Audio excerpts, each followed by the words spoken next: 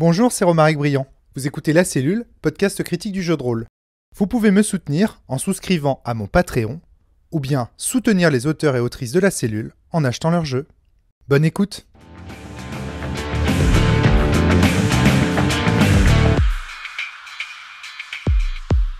Bonjour à tous et bienvenue, bonjour à tous et à toutes et bienvenue sur le podcast hebdomadaire de La Cellule. Aujourd'hui avec Guillaume Rioux. Guillaume, ça va la pêche? Salut Romaric, ouais ça va. Nous sommes également avec Thibaut Rioux. Salut à tous. Alors je vous invite à nouveau pour nous parler de quelque chose que vous avez co-construit, co-produit.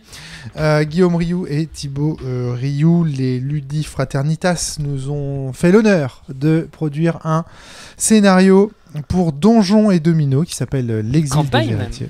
Campagne, exactement, c'est vrai. C'est vrai qu'en fait, dans Donjons et Dominos, on appelle le scénario une suite de parties. Et effectivement, c'est carrément une campagne, hein, puisqu'il y a 3 ou 4. Ouais. 3 et demi. 3 quarts. 3 bis. C'est ça, exactement. Donc voilà, on vous connaît tous les deux pour vos théories sur le jeu de rôle, pour le fait d'avoir fait donc un document, on va dire très complet sur les stratégies dans le village. Et donc là, aujourd'hui, je vous ai invité pour parler du scénario que vous avez écrit, enfin de la campagne que vous avez écrit pour Donjons et Dominos. L'exil des héritiers. Alors, qui veut se lancer, qui veut déjà décrire... Alors moi, j'y ai joué, je l'ai fait intégralement avec Géraldine, Julien et Flavie, qui ne sont pas là malheureusement aujourd'hui pour en témoigner. Mais donc, moi, je vais vous faire des retours, en fait, de qu'est-ce qui s'est passé au cours de notre partie, que ça. etc. Mais d'abord, j'aurais Guillaume et Thibaut que vous nous présentiez un petit peu la campagne, peut-être, avant de... c'est une campagne en 3 scénarios. L'introduction, c'était dans un univers d'inspiration grecque antique, avec des héritiers donc d'un roi qui se fait putcher. En fait, le frère du roi prend le pouvoir et il jette les héritiers donc dans des prisons. Ouais. Et après, la réflexion, ça va être un petit peu l'exploration autour de ça et découvrir un peu quels étaient ces labyrinthes, etc. Et après, donc il y a 3 scénarios, il y a une progression narrative avec différents éléments. Et après, ce qu'on avait adjoint à nos scénarios, c'était pas mal de notes de game design pour expliquer comment on avait conçu ça et aussi pour donner éventuellement des pistes pour concevoir, pour inciter d'autres auditeurs de la cellule à créer des scénarios de Donjons et Dominos. Ouais. Alors, ce qui est intéressant, c'est que les pistes que vous présentez en fait dans le scénario de Donjons et Dominos sont corrélées à la théorie de game design que vous défendez et dont on a eu l'occasion de parler déjà dans ces micros, qui est donc le fameux perso qui a fait l'objet d'un scénario. Bah, tu vois, la façon dont je parle des podcasts maintenant, c'est des scénarios. Donc, dans un podcast précédent. Et donc, du coup, j'invite les auditeurs et auditrices à aller écouter un petit peu ce système-là. Et on verra comment, justement, dans la préparation et la conception de Donjons et Dominos, cette méthode s'applique. Ok. Très très bien. Donc voilà pour le lore. Alors, Donjons et Dominos, rapidement, on rappelle que c'est un dungeon crawler sur table qui se joue avec des dominos. On a en fait des règles de jeu qui présentent qui présentent 4 personnages que sont le voleur, le guerrier, le magicien et le prêtre. Chacun a des capacités particulières. Le voleur, lui, loot plus facilement, c'est-à-dire que quand il tue des monstres, il va pouvoir récupérer plus facilement des trésors. Le guerrier peut taper sur des cases adjacentes à sa position, alors que tous les autres ne peuvent taper que là où ils se trouvent. La magicienne peut utiliser les sortilèges et la prêtresse peut soigner des gens.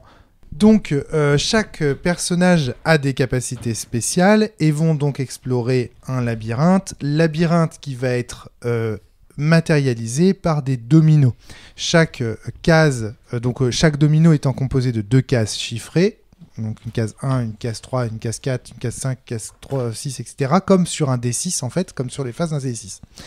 Et donc, l'idée de Donjons et Dominos principale, c'est de se dire que donc, quand on explore en fait les dominos, qu'on va poser en fait les uns après les autres comme un labyrinthe grâce à des cartes qui vont générer en fait le labyrinthe de façon procédurale. Concrètement, quand on arrive au bout d'un domino, qu'on est un personnage, on arrive au bout d'un domino, on tire une carte et sur cette carte, il y a un schéma qui nous représente comment on doit placer les dominos suivants. Et autour des méchants, donc quand tous les joueurs ont joué, quand tous les personnages ont joué, on lance le dé des méchants qui est un D6 et le score du dé indiqué. Si vous regardez les dominos et le D6, ils ont les mêmes formes. Le 6 sur un D6 est représenté de la même manière, le 5 sur un D6 est représenté de la même manière que sur les dominos, etc. etc. Et donc quand vous tirez, vous lancez le D6, ça vous dit l'endroit où les méchants apparaissent. Et si votre personnage a le malheur de se trouver à un endroit où un méchant est apparu, il prend une blessure. Et en gros, voilà, le jeu fonctionne comme ça. C'est un système qui permet de générer des donjons à l'aide d'un jeu de dominos de façon aléatoire. Et une fois qu'on a dit ça, on n'a rien dit, parce que ce qui va faire vraiment le sel de Donjons et Dominos, c'est le scénario, c'est-à-dire comment... donc l'exploration, le donjon, lui, il est toujours aléatoire. Les personnages se déplacent avec des règles spécifiques et se battent avec des règles spécifiques, ils lootent avec des règles spécifiques, mais, ce qui va changer, ce qui va varier, c'est l'histoire. Quelle est la nature du labyrinthe qu'ils sont en train d'explorer? Quelle est la nature des pièces parmi les cartes qui génèrent le donjon de façon aléatoire? Il y a des cartes pièces, en fait, la grande salle, la petite salle, l'immense salle. Là, pareil, c'est au narrateur, donc à celui qui écrit le scénario. Ici, la campagne, donc ici, c'est vous deux, Thibaut et Guillaume, qui avez écrit le contenu, en fait, de ces salles. Ouais. Eh bien, voilà, l'auteur va écrire, en fait, ce qu'on trouve dans ces salles. Et parfois même, il décrit des énigmes avec des systèmes de résolution, etc., etc. Et donc après, c'est à chacun, c'est un peu une... Comment dire ? C'est un peu un moteur... En fait, Donjons et Dominos, c'est un peu comme un moteur de jeu sur lequel, en fait, chacune peut greffer sa carte postale, son histoire, en fait. Et donc voilà, c'est vous, ce que vous avez fait, c'est ça, c'est vous avez greffé votre histoire sur... voilà. Mais vous êtes parti, et c'est ça qui va être très intéressant dans ce débrief, c'est que vous êtes parti de l'idée que Donjons et Dominos, en soi, la mécanique en elle-même, apportait déjà des éléments de lore du jeu. Et vous avez cherché à, si j'ose dire, faire l'aventure qui serait prototypique, qui matcherait le plus possible avec le dispositif. En effet, une des premières préoccupations, c'était quand même la cohérence, et c'était un principe un peu de justification des différents éléments qu'on pouvait trouver dans Donjons et Dominos. Donc on est parti de l'idée même des labyrinthes, en fait. Qu'est-ce que ça pouvait constituer, qu'est-ce que ça pouvait représenter, et notamment justifier ce qu'on trouvait dans les labyrinthes, en partant du jeu de base, donc c'est-à-dire des monstres, des trésors, des boss. Et donc, ça nous a incité en fait à réfléchir, à mettre en place vraiment une narration. Alors, il y aura des spoilers dans ce podcast. Et notamment, un élément essentiel que je n'ai pas précisé là, qui est dans les règles du jeu, c'est le fameux Minotaur. Ouais. Qui est donc une espèce de voiture-balai de Donjons et Dominos, c'est-à-dire que si on n'explore pas assez, si on laisse trop de monstres, il y a le Minotaur qui apparaît. Qui maintient une pression pour les joueurs. Voilà, c'est ça, exactement. Et donc en partant de là, on s'est dit comment on peut justifier ces choses-là. Et donc je me suis dit, si on a des labyrinthes, peut-être qu'ils ont eu plusieurs fonctions au fil du temps. Et donc c'était un peu les introduire dans une frise chronologique et de se dire en fonction des différentes fonctions qu'ils ont occupées, ouais. Justifier ce qu'on y trouve. Donc on s'est dit pour qu'on y trouve des trésors, qu'il y ait des coffres et des trésors, ils auraient pu servir de salle de salle au trésor, de cache. Ça, c'était une première idée. Le fait qu'on puisse trouver des ennemis, je me suis un peu inspiré du Seigneur des Anneaux, avec l'idée qu'en creusant trop profond, etc., on avait réveillé d'anciennes choses, et notamment l'idée d'une connexion avec les enfers, et qu'il y ait des démons qui envahissent les lieux. Mmh. Ce qui expliquait aussi que les trésors soient encore en place, et que l'endroit étant devenu inoccupable, à ce moment-là, les trésors étaient restés tels quels. Et on va voir après, on va justifier ensuite pourquoi les coffres n'ont pas été ouverts. Très bien.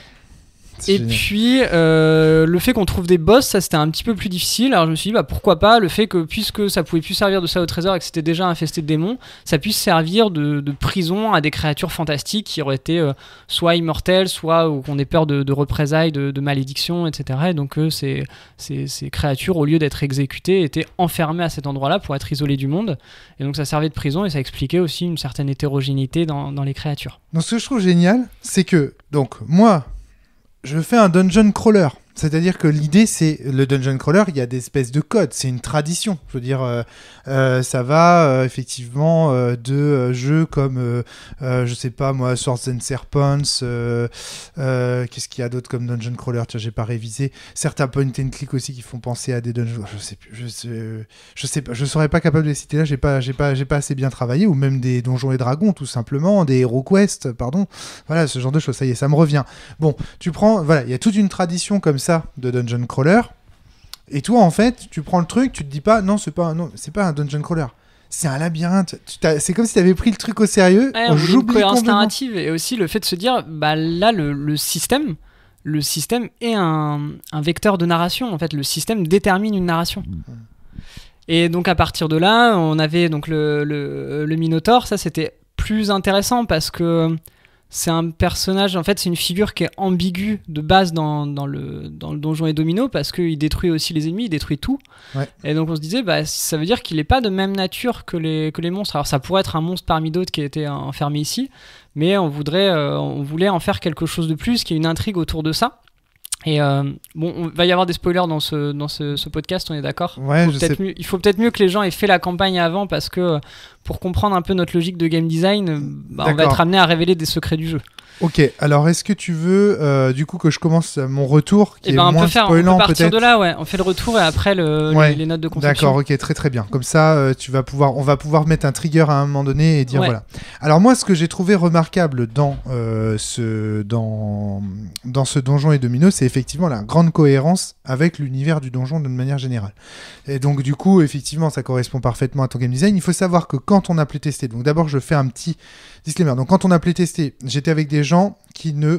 il y avait Flavie qui avait fait la campagne principale de Donjons et Domino, mais elle n'en avait pas fait d'autres. Si, elle avait fait peut-être Toulouse, Donjons et Domino aussi. Et il y avait Julien et Géraldine qui jouaient pour la première fois. Donc du coup, ils n'avaient pas cette expérience de Donjons et Domino. On a pris le jeu, j'avais rien lu du tout. J'ai imprimé les cartes. D'ailleurs, les cartes... Il y a des cartes spécifiques pour cette version-là. Voilà, effectivement, il faut pas quand vous téléchargez le jeu, donc vous scrollez en bas du site du jeu et vous trouvez tous les scénarios additionnels. Vous verrez que donc il y a Cthulhu, Donjons et Domino, Runner et Domino, et vous verrez que l'Exil des Héritiers est en 2 PDF parce qu'il y a les cartes d'un côté et le jeu de l'autre. Voilà. D'ailleurs, si vous avez téléchargé la première version du jeu, donc celle que j'avais publiée lors du live, je vais faire une mise à jour. Tu fais une mise à jour là, d'accord? Des petits errata, des petites coquilles. Ouais, il y avait des petites coquilles, tu disais tout à l'heure en préparation de l'émission. Donc très bien. Donc en plus, on peut l'annoncer, il y a une mise à jour du jeu. Donc ça veut dire que si vous l'avez téléchargé avant, que vous n'y avez pas encore joué, n'hésitez pas à aller dès maintenant retélécharger le jeu au cas où certaines aient remplacé sur votre PC l'ancien fichier par le nouveau. Moi, j'ai fait une... Donc on a imprimé le truc et on y a joué. Aucune prélecture. J'ai pas prélu le truc, quoi. Et j'ai fait une première erreur. Je les ai imprimés. Le jeu, en fait, je l'ai imprimé en faisant économie de papier, impression multiple. Donc j'ai fait, si tu veux, j'ai imprimé le jeu en A5, pas en A4. Et en fait, je me suis rendu compte que Donjons et Domino, si on imprime en impression multiple comme ça devient compliqué. Pour les résolutions des énigmes, on sait pas où aller. Ouais, parce que en fait, j'ai voulu faire un côté un peu processif et garder du suspense, et donc j'avais construit mon texte pour que des fois on dise de tourner la page, etc. Et donc qu'on se retrouve dedans comme ça. Voilà, c'est ça. Et donc du coup, il a fallu, tu vois, là la version que j'ai devant moi, c'est une version en fait que j'ai découpée ensuite. J'ai compris en fait assez rapidement, parce qu'après le donjon 1, on s'est rendu compte que c'était pas jouable comme je l'avais imprimé. Donc assez rapidement en fait, je l'ai coupé et je l'ai agrafé. Ce qui fait que du coup notre donjon 1 avec les prisonniers, pas du tout prototypique de ce qui doit se passer en règle générale sur ta partie. On a zappé en fait. Le donjon était pas comment dire, on s'est dit mais pourquoi ça avait l'air trop simple pour nous, parce que justement on n'a pas eu, il y a un moment donné, ça c'est pas un gros spoil, ça arrive assez rapidement, où on rencontre des prisonniers, en fonction du comportement qu'on a avec eux, le donjon peut changer ou va changer en bien, en mal, enfin je vous en dis pas plus. Mais ça, nous on l'a pas joué du coup. Donc on n'a pas compris en fait, voilà. C'est le seul truc sur lequel notre partie n'était pas prototypique, sinon c'était vraiment pas, à mon avis, exactement ce que tu voulais. Et j'en veux pour preuve le fait que moi j'ai découvert le contenu comment dire, de game design autour du scénario après, et en le lisant j'ai dit ok, on a bien vécu les choses qui étaient attendu, prévu par le game design du jeu. Donc c'était réussi de ce côté-là. Tout le monde s'est éclaté, franchement. D'ailleurs, à tel point que moi, je pensais qu'on allait faire que un scénario. Et en fait, à chaque fois, les gens, Géraldine et Julien, tu vois, qui connaissent ni Donjons et Dominos, ni les scénarios, me disent non, on continue, on fait la suite. C'est bon signe, ça. Et ils sont allés jusqu'au bout, tu vois. Donc voilà. Donc vraiment très très cool. Donc ça s'est super bien passé. J'ai noté qu'ils avaient eu du mal, Julien et Géraldine, à appréhender la manière dont les énigmes devaient être résolues. On s'est posé quelques petites questions du genre, est-ce qu'il faut résoudre cette énigme en étant dans la pièce directement, ou est-ce que c'est à l'ouverture de la pièce qu'elle peut être résolue ? Ouais, j'imagine, ouais. Une autre question qu'on s'est posée aussi, c'est est-ce qu'on commence avec des objets au départ ou pas ? Alors non. Et voilà. Mais c'est vrai que je devrais le préciser, ouais. Et bah ça, je l'ai découvert en lisant parce que nous, en fait, on s'est dit on est des prisonniers, etc. Mais on s'est dit dans les règles de Donjons et Dominos, on commence avec des potions. C'est écrit sur les cartes, donc on a commencé avec des potions. C'est vrai que je devrais le préciser. L'idée, c'était vraiment jouer roleplay. Et en fait, en tant que prisonnier, on te lâche dans le donjon et on te donne pas d'équipement pour t'en sortir, quoi. Et je l'ai lu c'est en lisant en fait les notes de conception que j'ai compris qu'il fallait ne pas commencer avec les potions. Mais t'as raison, je le précise. Donc, voilà. Alors c'est même pas une question de ça. Moi, je vois que c'est écrit dans le scénario niveau 1 par contre. Bah tu vois, peut-être que j'ai je le mettrai en gras. Ouais. Et tu vois, ça se trouve je l'ai lu, et puis en fait on a joué, et puis à un moment donné c'est posé la question, et du coup j'ai pas relu, tu vois. La fameuse règle d'or, quoi. Bah c'est pas ça, mais je me suis dit mais c'est vrai, à un moment donné on a tilté en fait. À un moment donné on a tilté. Ah mais c'est vrai, on doit commencer avec des équipements. Et puis d'un coup on s'est mis les équipements, quoi, tu vois. Donc on n'a peut-être pas suivi l'ordre de lecture de ce point de vue-là. Après, est-ce que ça change quelque chose ? Non. Pour l'ambiance, le fait de commencer effectivement à poil, d'être jeté en pâture au labyrinthe, voilà, ça peut jouer de ce point de vue-là. Ce qu'on a trouvé génial dans le scénario, au-delà de tout, c'est les boss. C'est vraiment les boss. Non, c'est pas grave, c'est sympa les petits bruits de pattes qui se tournent. Ce qu'on a vraiment trouvé excellent et super kiffant, c'est vraiment les boss. Les boss, on a kiffé, mais cool. De ouf. Tous les boss, on trouvait qu'ils proposaient des challenges qui étaient vraiment très différents. L'hydre fixe, celui qui s'envole, qui vole par-dessus, enfin plein de choses comme ça. Il y a plein de boss très variés dans ce Donjons et Dominos qui sont vraiment très très sympas. Je vous les spoil pas, je vous dis pas les mécaniques, je vous dis juste que voilà, les boss sont très originaux et très difficiles. Il y a un vrai challenge qui est proposé. En effet, ça c'était une volonté, c'était de se dire s'il doit y avoir échec quelque part, je préfère que ce soit épique contre un boss, quoi. Que l'échec, en fait, il survienne. Peut-être que les mécaniques de tour des ennemis, elles sont un peu plus favorables aux joueurs, mais par contre, les boss, c'était fait pour que ce soit difficile, qu'il y ait une nécessité de coopération pour les vaincre, et qu'il ne puisse pas y avoir un personnage qui y va et qui le prenne tout seul, et qu'en effet, s'il y a une mort de personnage, qu'elle soit épique. Alors, le défaut de la coopération, c'est qu'il y a certains boss sur lesquels on était séparés. Il y avait 2 personnages qui étaient à l'autre bout du labyrinthe et 2 personnages. Et en fait, du coup, il y a un moment donné où je sais qu'il y a un boss où on a galéré. On attendait en fait en lootant à côté du boss que les autres reviennent. Ouais. Bon, c'est un détail, mais c'est vrai que ça incite plus à rester groupé, ouais. Voilà, donc c'est en même temps, c'est logique du point de vue de l'histoire. On est censé être des enfants. Il y a le cadet, il y a l'aîné. On est censé quand même suivre un peu le cadet.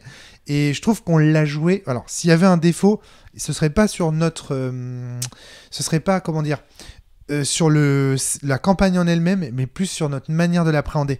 Comme on était avec Julien et Géraldine, que nous, Flavie et moi-même, on est des gros rôlistes, mais que Julien et Géraldine sont plutôt des joueurs de jeux de société, et que Julien n'a jamais fait de jeu de rôle, je crois. Il n'y a que Géraldine qui a fait du jeu de rôle, et encore, c'est moi qui lui ai fait...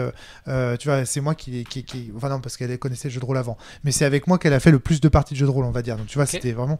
Donc du coup, on a limité le roleplay, ce qui fait qu'on a joué très jeu de plateau, pas beaucoup de roleplay, on s'en fout de qui... Tu vois, les noms, par exemple, des personnages, on s'est pas choisi de nom pour nos personnages. Alors que pourtant, la campagne nous incitait à faire.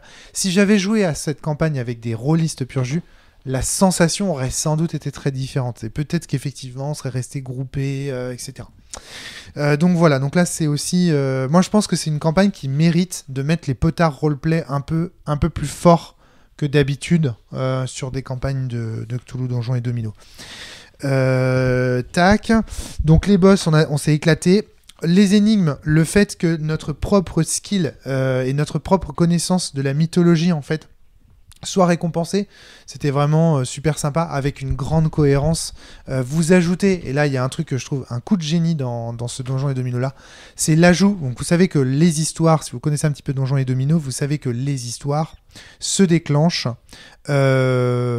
lorsqu'on arrive dans la petite salle, la grande salle ou l'immense salle. C'est là qu'il va y avoir de la description, de la narration, et c'est là qu'on va découvrir en fait à quoi correspond ce labyrinthe, quels sont ses enjeux, qui sont ses personnages, quels sont ses ennemis qui nous attaquent, etc. Parfois c'est dit dans le paragraphe concernant les méchants, mais en règle générale c'est quand même les grandes salles, les petites salles et les immenses salles qui vont nous permettre de découvrir ça. Et vous avez fait le choix d'ajouter un autre élément qui apporte de la narration, qui est le carrefour. C'est-à-dire le moment, il n'y a qu'une seule carte, donc dans la façon dont le donjon se génère de façon procédurale, il n'y a qu'une seule carte sur laquelle il y a 3 dominos qui partent dans 3 directions différentes. Et c'est là que dans 3 directions différentes. Et c'est cette carte-là que vous avez choisi d'appeler le carrefour. Et au carrefour, vous déclenchez là aussi des événements. Ça veut dire que vous avez augmenté le nombre de narrations, vous avez augmenté la quantité de 25%, finalement, enfin non, un peu moins, parce qu'il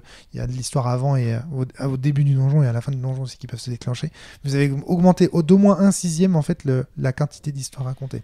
Et en effet, on voulait avoir en fait des points, des points narratifs, quoi, des points où on pouvait transmettre vraiment de l'histoire et pouvoir aussi impliquer les joueurs. Et c'est ce que tu disais, c'est très chouette, tu vois, que tes joueurs ils avaient envie de continuer. Et je me dis, bah, c'est en grande partie, je pense, grâce à l'histoire, le fait qu'il y ait une narration qui lie les 3 scénarios et que les gens progressent dans la compréhension de là où ils sont, de ce qui s'y passe. Exactement, et c'est vrai que ça a joué. Et pas que ça, la grande cohérence aussi. Je veux pas spoiler, mais même le fait que le carrefour soit ajouté dans ce donjon va être expliqué par l'histoire elle-même. C'est ça qui est très fort, c'est que non seulement vous avez fait des ajouts en matière de game design vis-à-vis du jeu, mais en plus vous les avez justifiés de façon intradiégétique à travers l'histoire racontée par la fiction, le contenu fictionnel. Donc ça, j'ai trouvé ça vraiment bien vu et intéressant. Il n'y a qu'un seul élément que j'ai trouvé un petit peu décevant de ce point de vue, c'est le Dominotor. J'ai trouvé que c'était, même si je trouve l'astuce rigolote.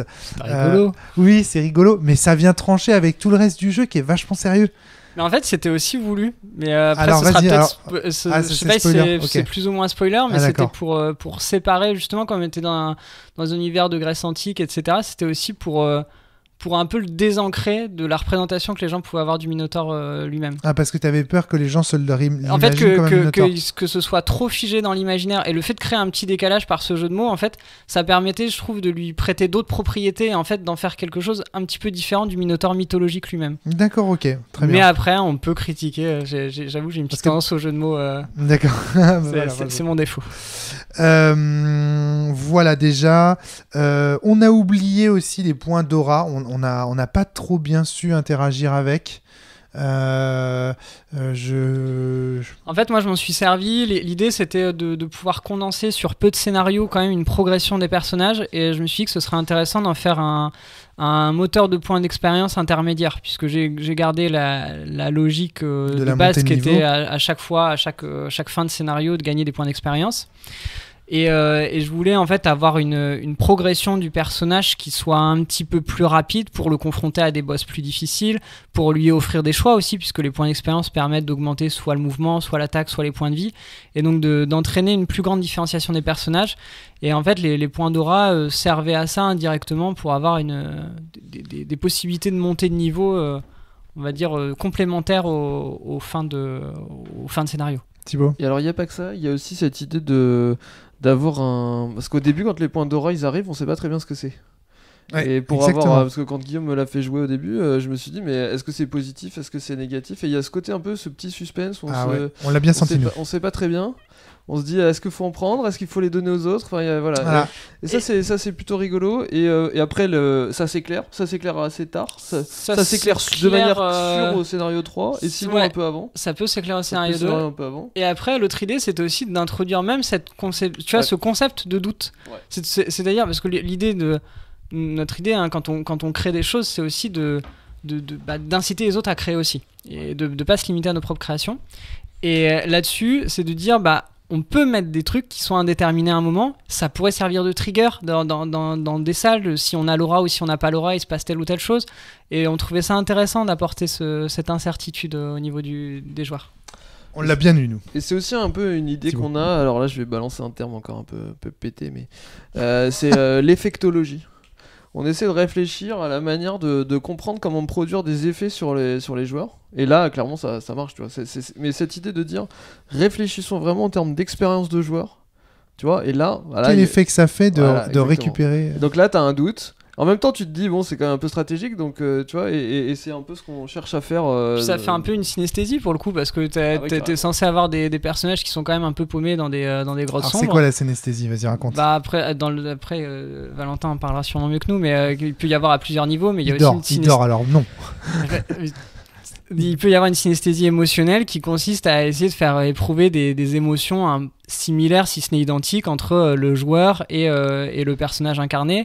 Et comme on est c'est censé pas être très rassurant les labyrinthes, se dire comment on peut créer chez le joueur une émotion où en effet il y a un doute, on sait pas trop ce qui va se passer, on crée une incertitude.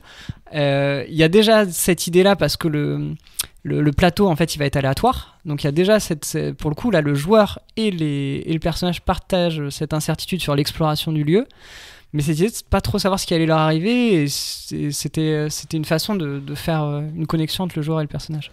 Et juste synesthésie, je renvoie à regretter Frédéric Sintès. Ouais, c'est lui qui a beaucoup théorisé ça. Ouais. Sur son blog, pour tous ceux que ça intéresse, vous trouverez sur Limbic System la définition de synesthésie. Il y a aussi un bon article qu'il a fait dans un livre qui est plus difficile à trouver, mais le livre de Cadra, édité par Cadra. Et puis, c'était en 2004. Le colloque était en 2014 et c'est sorti 3 ans après, je crois. Je dis pas de bêtises. Donc là-dessus, il y a un bon article. Et puis ça rejoint après, Mutatis Mutandis, ça rejoint un peu les notions de bleed. L'idée, c'est de créer de créer une sorte de... À travers l'émotion ludique, de créer une tension chez le joueur lui-même. Et d'essayer de lui donner à ressentir une partie de ce que son personnage est censé ressentir. Ça, c'est donc là, ici, en l'occurrence, les personnages sont censés avoir peur dans le noir et dans ces labyrinthes. Voilà. Et on veut que, en parallèle, si la crainte du noir et du labyrinthe peut être instillée chez le joueur de façon peut-être affaiblie, c'est le fait de récupérer des choses dont il ne sait pas si elles sont... il ne connaît pas la nature. Ouais. Voilà, dont il ne connaît pas la nature. Et donc, du coup, le joueur craint de récupérer ses points d'aura et en parallèle, le personnage, lui, craint de devoir explorer ses labyrinthes et ses couloirs. Très, très bien. Alors, les points d'aura, le problème que nous, on a eu, c'est que quand on les a eus, on s'est dit « Ah merde, on a raté quelque chose ». Donc immédiatement on est revenu en arrière, on s'est dit attends où est-ce que c'est expliqué, et donc au lieu de provoquer tout de suite, attendez parce qu'il y a un deuxième effet qui est cool, au lieu de provoquer d'abord cet effet d'inquiétude, ça a provoqué un effet chez les joueurs de merde on a raté quelque chose, ce qui est pas inintéressant non plus. Ouais mais c'est vrai que c'était pas prévu ça. Mais c'était pas prévu, mais du coup ça a créé de trucs, donc on revient en arrière, ça a mis une pause au jeu en mode on est tous en train de compulser le début du truc pour se dire tiens qu'est-ce qu'on a raté. Donc voilà, on peut ici imaginer aussi une synesthésie entre les joueurs qui se disent tiens est-ce que on a raté quelque chose avant, hein. Bon, et du coup comment vous avez conclu, vous avez dit ça viendra plus tard? Non exactement, c'était qu'on s'est dit non il y a rien, et là on s'est regardé, on s'est dit alors du coup c'est pas Géraldine et Julien qui ont fait cette réflexion là, c'est pas Flavie non plus, c'est moi. Je leur ai dit je connais en fait les designers de Donjons et Dominos. Ça m'est déjà arrivé une fois dans un Donjons et Dominos. C'était le Donjons et Dominos de Johan qui n'est pas sorti, mais il y a la même chose dans Cthulhu, dans Cthulhu Donjons et Dominos. Il y a un objet à un moment donné que tu portes, et si tu le portes, les ennemis t'attaquent en priorité. Donc tu as un espèce de... Alors pourquoi ? Parce qu'il existe un dungeon crawler très célèbre qui s'appelle Gauntlet. Et dans Gauntlet, il y a ce qu'on appelle le hit, qui est en fait un objet que quand tu le prends, les ennemis ne voient que toi. Ils t'attaquent que toi. Et les joueurs, dès que tu touches, en fait, si tu joues le guerrier et que tu as le hit, tous les ennemis t'attaquent. Si tu joues l'elfe et que tu touches le guerrier, tu récupères le hit. Donc il y a un côté, les joueurs se bousculent pour se passer le mistigris, si j'ose dire, etc. Donc ça c'est quelque chose qui revient dans ce Dungeon Crawler. Et je pense que c'est ça, en tout cas moi quand je fais tous les Donjons et Dominos, c'est à ça que je pense que Johan doit penser à des mécaniques un peu similaires. Donc quand on a récupéré les points d'aura, tout de suite après, je leur ai raconté ça. Je leur ai dit attention, parce que dans les autres scénarios de Donjons et Dominos, il y a ça. Et donc, je pense, et donc moi, c'est là que je leur dis, je pense que c'est quelque chose de négatif. Par défaut, je me suis dit, donc du coup, j'ai fait, bon, on va pas tout de suite se les donner. Enfin, en tout cas, je sais pas, quoi. Après, il y a quelqu'un qui a fait la réflexion, je crois que c'est Flavie ou je sais pas quoi, qui a dit, bah quand même, c'est vachement positif comme nom, aura. Pour un truc négatif. Et je lui dis oui mais on est dans le noir. Et donc si celui qui a que ça déclenche des débats comme ça. Ça a déclenché une discussion en fait, mais en mode du coup c'est mon histoire, ma culture de jeu des Dungeon Crawler et de Donjons et Dominos qui a fait qu'on a pu résoudre ce problème-là. Donc au final, tu vois, comme quoi... et finalement, du coup, l'effet escompté est arrivé. Mais après... Voilà.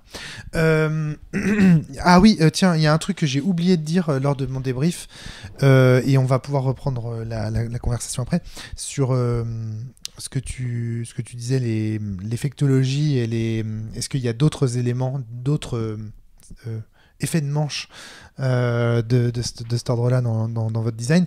Il nous a manqué un truc pour relever les joueurs qui étaient tombés par terre. Dans toutes les campagnes de Donjons et Dominos sorties à ce jour, lorsque le personnage d'un joueur est tombé, on a le droit de lancer un D6 et sur un 6 on se relève. Vous êtes passé à côté de ça. Ah ouais, moi je suis passé à côté de ça dans la base, ouais.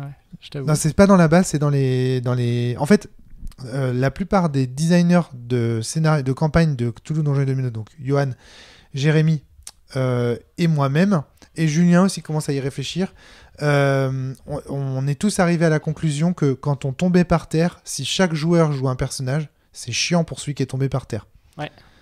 Et donc du coup, dans l'idée de rendre ça moins chiant, on s'est dit, autour du joueur qui est tombé par terre, il lance un dé 6, s'il fait 6, il se relève. Donc il regagne un point de vie. Moi j'avais gardé en notion que c'était le prêtre qui pouvait soigner, quoi.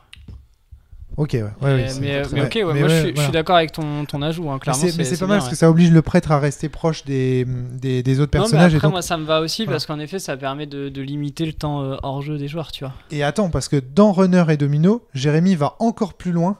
Il dit si c'est la première fois que tu jettes le dé, c'est sur un 6 que tu relèves. Si c'est la deuxième fois, sur un 5 à 6. Si c'est la troisième fois, sur un 4, 5, 6. C'est-à-dire qu'il force en fait au bout d'un certain moment l'arrêt. Plus ça fait longtemps que tu es debout et plus tu te relèves facilement. Okay. Et ça, à mon avis, c'est une règle qui est vraiment sympathique et juste gratuite. Alors, je sais pas quel effet vous recherchez en termes de design, mais franchement, c'est vraiment sympa de pouvoir se relever.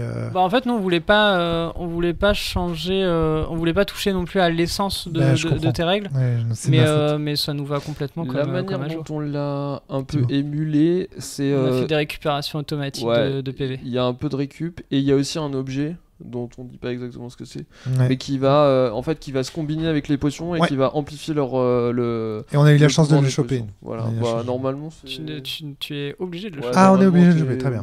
D'accord. Donc là l'idée c'était parce qu'ils sont pas tous obligatoires les artefacts, on peut passer à côté de certains. La plupart si quand même. D'accord. Il y en a deux qu'on n'a pas réussi à choper. Il y en a. Je vais vous expliquer pourquoi. Ouais, on regardera après. Ouais. Après, quand on va. Spoiler. Dans la partie spoiler, on en parle. Ok, donc je note ça juste.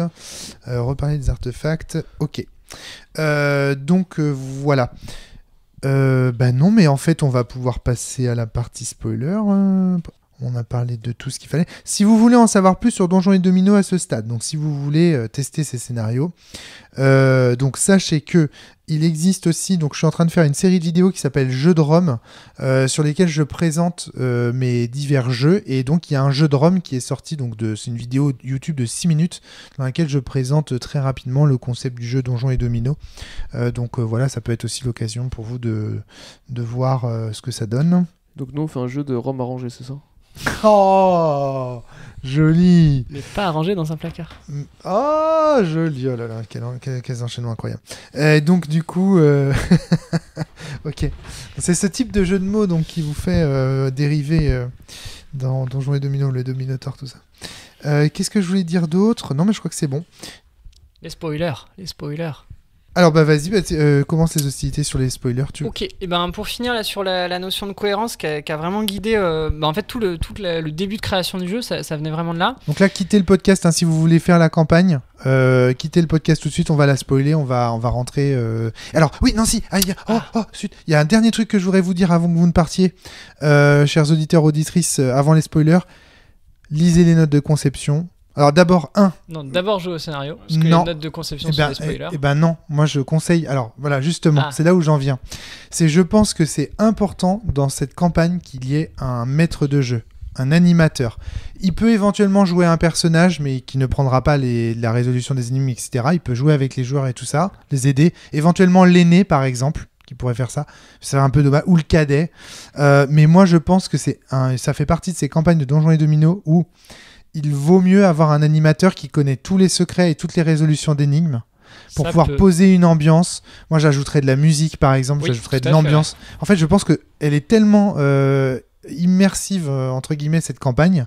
Elle est tellement intéressante du point de vue de l'immersion et du point de vue de l'histoire et de ce que ça raconte et compagnie par rapport au design de Donjons et Dominos que je pense qu'elle mérite mieux que tous les joueurs découvrent en même temps. C'est-à-dire que là, du coup, le gars, il sait que les points d'aura, c'est des trucs positifs, mais il le dit pas, tu vois. Il sait qu'il faut garder le suspense, donc tu fais, et là tu récupères 2 points d'aura. Et là, c'est quoi les points d'aura ? Je ne sais pas. Tu vois, ajouter en fait. Et si l'animateur a lu les notes de conception, il sait exactement comment maîtriser et animer la partie, et du coup c'est nettement mieux. Je pense que la façon dont on y a joué nous, certes elle est fonctionnelle, il y a aucun problème, mais je pense franchement, je te maîtrise ça donne une toute autre ambiance. C'est vrai que ça peut être une belle bien mieux. Je pense que ça va être bien mieux. Donc moi, je conseille, un peu comme Toulouse Donjons et Dominos. Toulouse Donjons et Dominos, c'est chouette à découvrir ensemble, mais je pense que c'est encore mieux si quelqu'un a lu toute l'intrigue et le maîtrise à ses joueurs comme un jeu de rôle classique. C'est-à-dire qu'il va lire, en fait, quand les joueurs arrivent dans la salle, c'est le MJ, entre guillemets, l'animateur, qui va lire le contenu, etc. Et là, avec les notes de conception, ce qui est cool, c'est que le maître de jeu, l'animateur de la partie de Donjons et Dominos, c'est exactement, c'est-à-dire qu'avec vos notes de conception, on ne peut pas se tromper à chaque élément, chaque détail, chaque porte, chaque énigme, on sait exactement comment maîtriser le sens que vous avez voulu lui donner, la charge affective, l'effectologie attribuée à chaque propriété, tout. Et donc je pense que vraiment, plus que jamais, cette campagne se prête à une animation externe et donc à faire jouer ce jeu à d'autres joueurs. Ok. Voilà. Quitte à se sacrifier, c'est pas grave. Tu vois, c'est pas grave en fait de sacrifier. Il y a un tel plaisir à présenter un scénario ou une campagne de Donjons et Dominos, je trouve, en soi, que au final, c'est pas grave de sacrifier pour être animateur. Ça fait tellement plaisir de voir les joueurs s'éclater dans le donjon, entre guillemets, que je trouve qu'il y a un plaisir d'animation à Donjons et Dominos. Moi, j'ai trouvé... voilà. Donc n'hésitez pas pour cette campagne particulièrement à laisser des joueurs en fait explorer le truc et vous à être animateur, animatrice de la partie. Et maintenant, c'est bon, vous pouvez quitter le podcast. C'est parti pour le partie spoiler. On va démonter le jeu en fait. Oui, là. On ouvre le capot. Voilà, on ouvre le capot.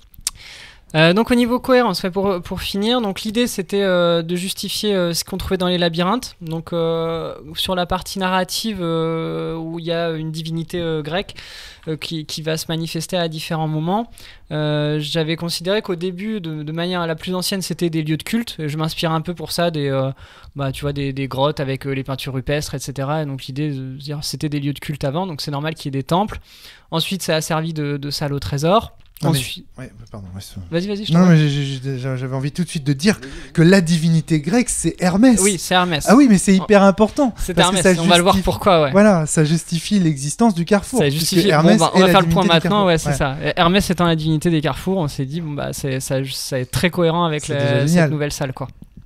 Et puis c'était intéressant après pour en fait les artefacts que vont gagner les joueurs, donc des objets spécifiques qui vont être non pas obtenus dans la pioche de loot habituelle, mais avec certaines actions, certaines résolutions d'énigmes ou à partir des coffres ou des boss. D'ailleurs, après avoir vaincu des boss, il y avait une récompense immédiate. Ça permettait aussi de faire de la progression de personnages et on l'a justifié avec en prenant les attributs d'Hermès qui étaient son chapeau, son caducée, ses chaussettes, ses chaussures ailées, pardon. Ouais. Donc voilà, ça pour les lieux de culte, les coffres, et puis ensuite donc les ennemis avec communication avec l'enfer, les boss. Et ensuite pour les personnages. Et donc on s'est dit comment finalement ils se retrouvent là-dedans. Il y avait l'idée en effet de suivre la trame d'un dungeon crawler classique avec l'idée qu'il y a des butins et donc qu'ils pouvaient y aller spontanément. On trouvait ça un petit peu plus intéressant d'avoir une contrainte plus forte. Et donc on s'est dit qu'est-ce qui pourrait lier les personnages, qu'est-ce qui leur ferait un peu un lien indéfectible puisque c'était un coop pur. C'est pour ça qu'on a pensé à des liens du sang en fait et à avoir une fratrie. Une fratrie, ouais. Et donc se dire pourquoi ils finiraient ici, qu'est-ce qui les amènerait là. Donc on s'est dit à ce moment-là, s'il y a une question d'accès au trône, de pouvoir, ça pourrait être des héritiers, donc les parents qui sont écartés ou voire qui sont exécutés. On a choisi cette option-là en fait pour on a choisi, en gros, notre idée, c'était de se dire, le père qui était souverain du royaume a été exécuté. Il va nous servir en fait de voix off. Il va nous servir de média, de transmission de l'histoire.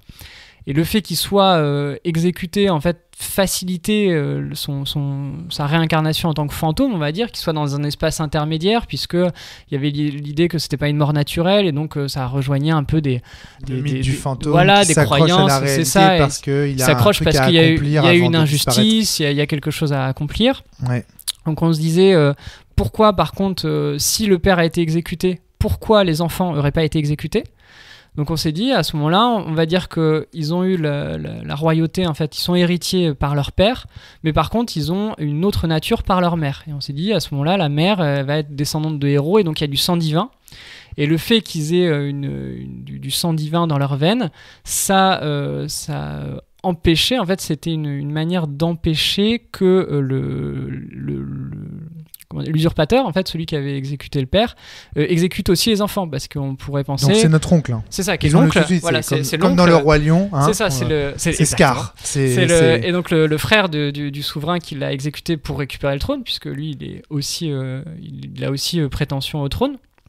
Et donc il écarte les enfants, mais il ne les tue pas, parce que, de par leur nature divine, il a peur des représailles, et notamment d'une malédiction, etc. Donc il veut pas, en fait, se salir les mains.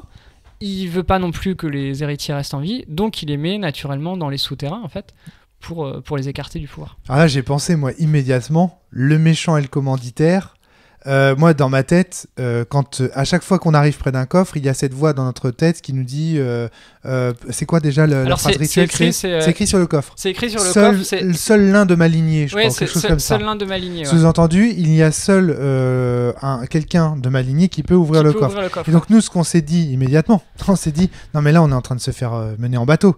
Il veut récupérer les artefacts qui sont à l'intérieur du coffre, et donc il nous a plongé dans le labyrinthe. Pour nous faire ouvrir ces putains de trucs. On s'est posé la question. Et donc cette ligne-là, elle était à la fois narrative et à la fois, encore une fois, c'était une justification pour dire pourquoi les coffres sont pas ouverts. Pourquoi, s'il y a des démons, s'il y a des méchants, pourquoi ils n'ouvrent pas les coffres ? Et donc c'était l'idée de se dire... Parce que c'est un dungeon crawler. Bien sûr. Et donc là, on s'est dit, il faut qu'il y ait un enchantement qui les protège. Et pourquoi les personnages pourraient les ouvrir ? À ce moment-là, on crée un lien familial. L'idée aussi, c'était de se dire pourquoi il y aurait eu quelqu'un 1000 ans avant qui fasse des coffres qui ne seraient ouverts que par cette personne-là. Ça nous paraissait pas cohérent. Donc on gardait cette idée de lignage et de se dire, il y a un de leurs ancêtres qui avait placé des objets dans ces coffres. Et ils ne savaient pas quels seraient les descendants qui pourraient les ouvrir, mais par contre, il réservait l'héritage à sa descendance. Donc tout ça, ça nous paraissait produire un ensemble très cohérent qui justifiait tout ça et qui, pour moi, permet une meilleure immersion des joueurs dans l'histoire, parce que c'est cohérent, parce qu'ils ont une vraie justification d'être là. Ouais, excellent. Moi, c'est quelque chose qui me frappe énormément à la lecture des justifications. C'est que tout est justifié. Tout est justifié. Vous avez vraiment choisi de tout justifier. Le moindre choix que vous avez fait est vraiment justifié et argumenté et cohérent. Enfin, ça, c'est quand même incroyable. Et après, le reste, c'était surtout... Et oui, alors, on peut quand même... La dernière justification, c'est le Minotaure, ou le Dominotaure, hein, comme on voudra l'appeler comme on veut, qui... Moi, ce qui me frappait dans Donjons et Domino, c'est que finalement, il arrive sur un personnage, il le met à 0 PV, mais en fait, il reste réanimable. Et pour quelqu'un qui détruit tout, j'avais un peu cette idée, il met les personnages hors de combat, mais il les élimine pas définitivement. Et donc, Pourquoi ? Pareil, c'est la même raisonnement, c'était comment on peut justifier ça en fait, et comment il pourrait y avoir un genre de sursaut d'humanité qui fait qu'il va pas jusqu'au bout de son acte destructeur. Et donc ça va être ce sera une des révélations de la campagne, c'est de alors dire, que les méchants, lui, il les élimine définitivement. Après, il peut y avoir possibilité de réanimation, mais oui, méchants, le Dominator élimine les ennemis, c'est ça. ça. Il est détruit, et donc je me pas disais les joueurs. comment on peut, pas les PJ.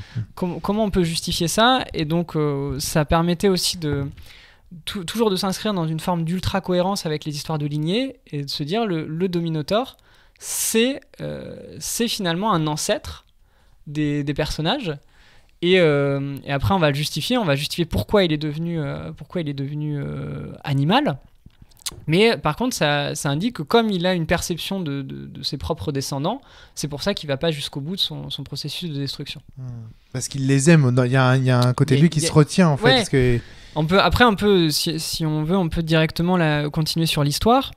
Et la justification, c'était que donc leur ancêtre, donc j'aurais donné des noms grecs en fait à la plupart des personnages, et c'est juste des traductions directes du grec en fait. Le Dominator sous sa forme d'ancêtre, en fait sa forme première humaine, je l'ai appelé Kataktikis, qui veut dire en fait ancêtre. Alors ça, pour un dyslexique, merci. Ouais, j'avoue que c'était un peu pas sympa. Hein. C'était un peu rude. Tu sais qu'au bout d'un certain moment, tu l'as appelé K. Non, Flavie a pris le scénario. C'est-à-dire qu'au début, c'était moi qui le lisais, et à un moment donné, Flavie a pris le scénario. Elle a dit bon, tu t'arrêtes. J'avoue que c'est pas le plus facile à prononcer, mais je trouvais qu'ancêtre ça collait bien. Et il y a Egemai qui est la mère, c'était une translittération d'impératrice. Si vous avez joué à Trip to Sky, en fait, il y a certains mots que j'avais reconnus moi, parce que du coup, quand on joue à Trip to Sky, on a l'habitude. Et j'aime bien aussi, tu vas avoir cette forme de transparence finalement, où ça simplifie en fait, on les nomme sous forme de fonction aussi, et je trouve ça assez chouette. Et donc on va l'appeler l'ancêtre, ça va être plus simple. Ouais. Et donc cet ancêtre en fait avait donc c'est lui qui a instauré les coffres, etc., parce que il a mené des campagnes, et donc dans le narratif, c'est qu'il se bat aux côtés d'Hermès, et donc c'est aussi pour ça qu'Hermès va intervenir et va aider les PJ, va aider les personnages. Et donc il est confronté à un moment, à force d'explorer les salles, il est confronté aux daimones. Donc pareil, le terme est pas anodin, parce que c'est à la fois les démons, mais dans la mythologie grecque, ça veut dire le peuple d'or, daimones. Et je trouvais ça un peu rigolo. Alors c'est un peu reconfiguré, mais c'était de faire un clin d'œil pour pourquoi ils avaient du loot en fait, et c'était un peu faire le lien entre le peuple d'or et les richesses, comme il y a Pluton en fait qui a donné Pluto, c'est la richesse aussi, et de faire un peu ce parallèle entre la richesse et le sous-sol et l'enfer. Bref. Excellent. Donc l'ancêtre se retrouve au contact de démons, et notamment de leur prince démon qui s'appelle Ibris, et qui lui va manipuler les humains. Et donc en manipulant les humains, il les rend en fait il les réduit à néant, en fait il les empêche de le vaincre. Et donc l'ancêtre demande à Hermès de pouvoir se transformer, donc demande sa métamorphose, et là c'est pareil, ça fait écho aux métamorphoses qu'on trouve dans la mythologie grecque, et c'est pour ça qu'il adopte cette forme de taureau. Et donc idéalement en fait originalement il prend la forme complète d'un taureau. Et donc pour affronter Ibris trouve un artifice pour réussir à créer une illusion et à coincer le taureau dans un goulot d'étranglement. Et c'est au moment où il veut se retransformer, reprendre forme humaine, que le prince démon lui brise un morceau de corne, et en fait en lui retirant un élément, il bloque le processus de transformation, et ce qui fait que l'ancêtre reste entre deux formes. Ouais. Et ça c'est intéressant aussi, parce que j'ai voulu mettre cette idée qu'il soit bloqué entre les deux, pour ne pas que lui-même puisse ouvrir les coffres. Et c'était pour ça que j'ai mis seul un humain de ma lignée et pas seul un de ma lignée. Et l'idée de mettre seul un humain de ma lignée faisait que, comme lui il n'était pas tout à fait homme, il était mi-homme mi-animal, il ne pouvait pas ouvrir ses propres coffres. Après, le fait même d'être de la lignée 2 t'interdit théoriquement d'ouvrir tes propres coffres. C'est vrai qu'on pourrait dire, mais tu vois, s'il y avait l'idée de reconnaissance du sang, ou je sais pas, tu vois, je trouvais ça de rajouter un petit critère de cohérence pour renforcer l'idée que les coffres soient fermés. Et donc ça ferme un peu la boucle narrative, et donc le but après des personnages, ça va être de vaincre les différents boss et de vaincre le prince démon. et de pouvoir à un moment briser l'enchantement, et ils vont se retrouver à affronter leur propre le Dominotaur. Donc ça, c'était une réflexion à la fois narrative mais aussi de game design, parce que j'aimais bien l'idée que quelque chose qui soit invincible et qu'on fuit tout le temps, et ben finalement on finisse par faire face à ça. Et il y avait le côté de s'inscrire dans un processus de roman initiatique un peu, où tu finis par affronter ta peur, et ce que tu fuyais au début, tu finis par t'y confronter. Et quand ils finissent par l'affronter, et s'ils réussissent à le vaincre, finalement, je voulais en faire une scène un peu touchante, où ce soit comme une libération, et finalement l'ancêtre il retrouve enfin la paix. Et il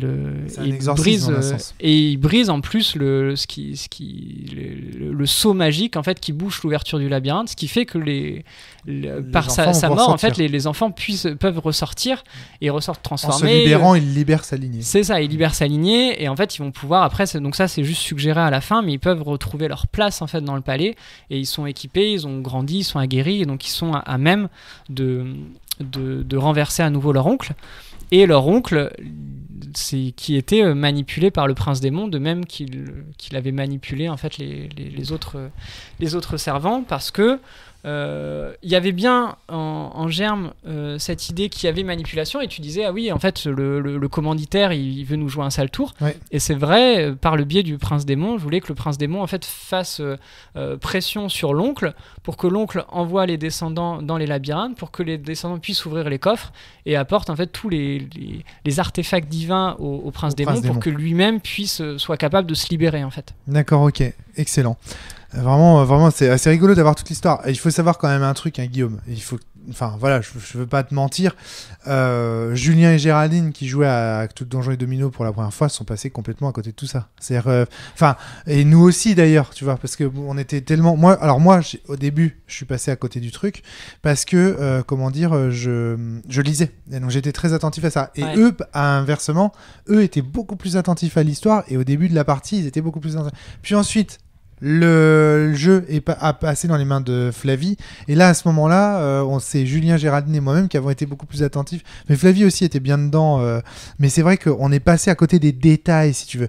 On a vu les analogies avec Hermès. En fait, la sensation qu'on a eue, c'est d'être dans un train fantôme ou dans un roller coaster, mais de pas avoir le temps de regarder tous les détails. Tu vois, ça va tellement vite, ça défile trop vite. On se dit, là il doit y avoir une énigme, il doit y avoir un truc à creuser. Là il y a un truc à creuser, mais on verra plus tard. Tu vois. Et après l'idée c'était aussi de restituer un peu, tu vois, une ambiance. Et je trouve que en soi on peut dire le jeu Donjons et Domino il suffit à lui-même. C'est agréable de faire une partie de Donjons et Domino même si t'as pas d'histoire. Mais ça permet de donner si tu veux, c'est des couches de profondeur. Après les gens peuvent s'en emparer ou pas, ils récupèrent ce qu'ils veulent récupérer. Mais ce qui est quand même plaisant, c'est que comme il y a une certaine cohérence, tu peux même justifier a posteriori, tu vois, et te dire ah ouais, en fait là je découvre ça, et en fait tu vois, tu peux relire les éléments passés. Alors un truc qui est très rigolo, c'est que dans tous les scénarios qu'on m'a proposés jusqu'à maintenant, je sais pas pour celui du Han parce que je l'ai pas terminé, mais dans Cthulhu Donjons et Domino par exemple, là à la fin on affronte le Minotaure. C'est comme si le jeu principal suggérait l'idée que ce monstre indestructible, le niveau ultime du jeu, le dernier boss du jeu, ce serait lui. Clairement, ouais. Ouais. Et ça, c'est suggéré par le jeu à tel point que tous les scénarios, je veux dire, ça finit comme ça. C'est rigolo, ouais. Et là, tu vois, tu te dis, ouais, mais moi j'ai voulu machin. Et en fait, mais tout le monde qui a fait un scénario de Donjons et Domino, tu verras la même chose. Si tu joues à Cthulhu Donjons et Domino, tu verras le dernier boss de fin, c'est le Minotaure. Et il nous l'a spoilé. Ouais. Donc, vous verrez. C'est spoilant, oui et non, parce qu'on le sait dès le départ. Okay. C'est voilà. Et le Minotaure change de forme parce que le grand ancien dont il s'inspire est un grand ancien qui peut changer de forme. Ok. Mais tu vois, pareil, la dimension de la métamorphose, la dimension tout ça, en fait, et c'est ça, rigolo. C'est hyper intéressant parce que ça veut dire que vraiment, en fait, ton système design porte en lui de la narration, quoi. Enfin, et vecteur de narration. J'en ai bien l'impression. En tout cas, ça tendrait à le prouver. Ouais. Est-ce qu'il n'y a pas une sorte de provocation aussi?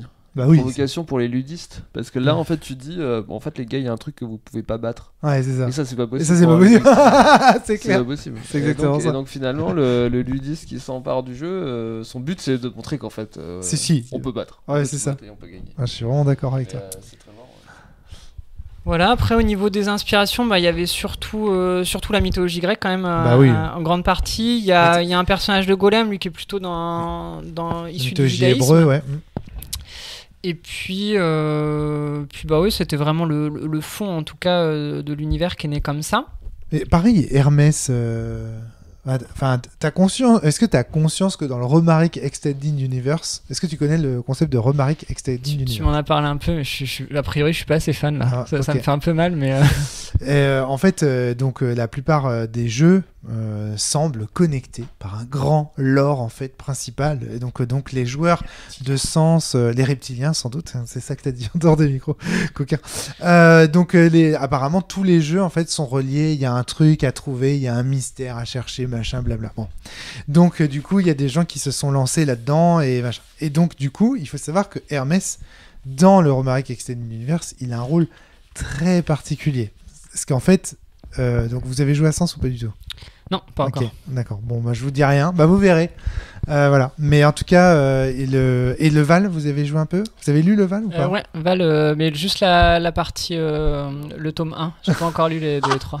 Et vous avez lancé Hermès dans la campagne de Donjons et Dominos sans avoir lu autre chose? Ouais. Tu vois, il doit y avoir un truc en germe très profond. Vous verrez. Vous me direz ce que vous en pensez. Je pense que, tu vois, c'est très rigolo parce que ça appellera un autre podcast sur la place d'Hermès c'est le fait que vous en ayez fait le Minotaure. Les gens qui connaissent le Romaric Extended Universe, ils vont halluciner. Parce qu'il n'y a rien... Ça ne pouvait pas être plus match avec le Romaric Extended Universe. Je pensais que vous le connaissiez. Honnêtement, quand j'ai lu le truc, j'ai fait... Moi, la première énigme, j'ai dit aux gens, à tel point, je n'y participe pas parce que je sais quelle est la réponse. Et ça, vous ne l'aviez pas du tout prévu. Non. C'était la mythologie pour les nuls.